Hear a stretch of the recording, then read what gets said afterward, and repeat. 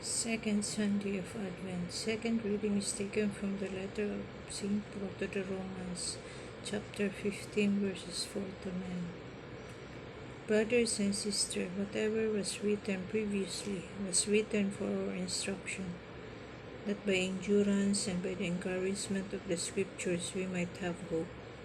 May the God of endurance and encouragement grant you to think in harmony with one another, in keeping with Christ Jesus, that with one accord you may with one voice glorify the God and Father of our Lord Jesus Christ. Welcome one another then as Christ welcomed you for the glory of God.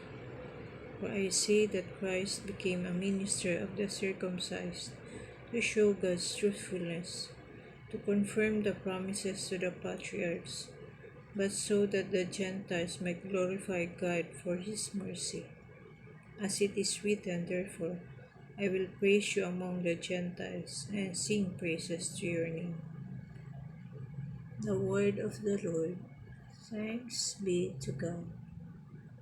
Please like and subscribe.